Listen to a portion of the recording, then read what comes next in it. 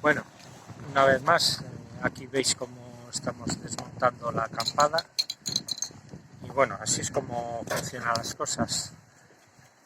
Como prometió la concejala de Bienestar Social, tenemos la ubicación para 18 personas. Ya tenemos los hostales y las pensiones todas ya repartidas para estas personas.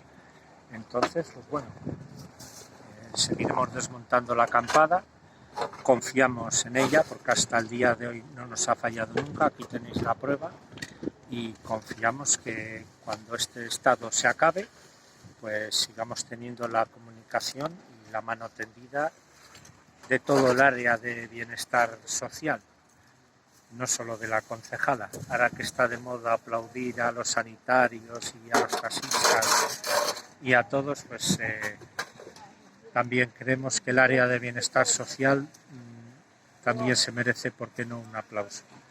Entonces, bueno, esperemos que ese aplauso se lo sigan mereciendo de hoy en adelante. Esperamos que hoy sea el inicio, y con el ejemplo de estas personas, de que somos tan personas como otra cualquiera.